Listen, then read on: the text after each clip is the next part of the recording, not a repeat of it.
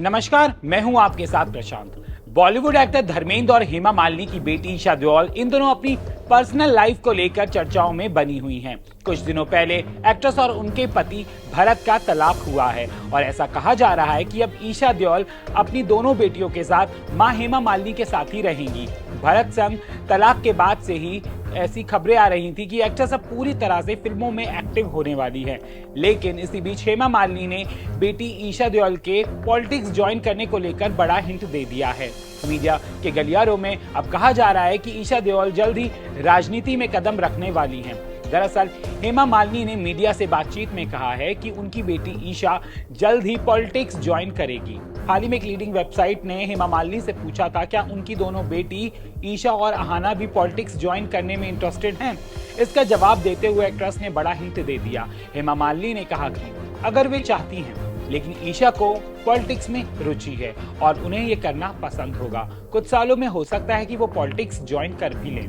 वहीं हेमा मालिनी ने अपने बारे में बात करते हुए कहा, परिवार हमेशा मेरे साथ रहा है, उनकी वजह से मैं आज ये सब करने में सक्षम हूँ। वो लोग मुंबई में मेरा घर संभालते हैं, तभी मैं मथुरा आसानी से आ जा सकती हूँ। मैं जो भी करती हूँ धर्म जी उससे खुश रहते हैं, इसी की वजह से उनका सपोर्ट मिलता है और मैं मथुरा आ जाती हूँ। बता दें कि जल्द ही लोकसभा चुनाव होने वाले हैं, जिसकी तैयारियां भी शुरू हो चुकी हैं और अब चुनाव से पहले हेमा ने अपनी बेटी ईशा के राजनीति में आने की बात बोलकर सभी को चौंका दिया है। बता दें कि हेमा मालिनी मथुरा सीट से बीजेपी की सांसद हैं। एक्ट्रेस 2014 और 2019 में भारी वोटों से जीती थी, लेकिन इस बार कहा जा रहा है कि मथुरा की सीट से हेमा मालिनी की जगह पार्टी किसी और को चुनावी मैदान में उतार सकती है। वहीं हेमा मालिनी का कहना है कि अगर आला कमान चाहेगी तो वो जरूर चुनाव लड़ेंगी। बात करें ईशा देओल की तो वो अगर चुनाव लड़ती हैं तो यकीनन वो बीजेपी की टिकट पर ही चुनाव लड़ेंगी।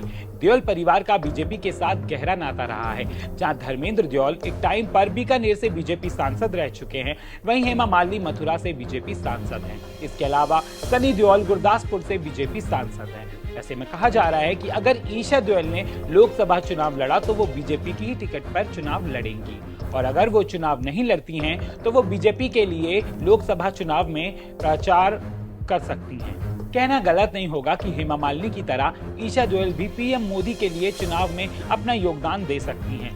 बॉलीवुड स्टार्स की आम लोगों में अच्छी खासी फैन फॉलोइंग है। ईशा देओल की भी फैंस के बीच अच्छी खासी फैन फॉलोइंग है। ऐसे में वो वोटर्स को लुभाने में कामयाब हो सकती हैं। खैर, देखने वाली बात तो अब ये होगी कि बीजेपी ईशा देओल को चुनावी मैदान में उतारती है या नहीं। वैसे आपका इस खबर पर क्या कहना है, हमें कमेंट करके जरूर बताएं।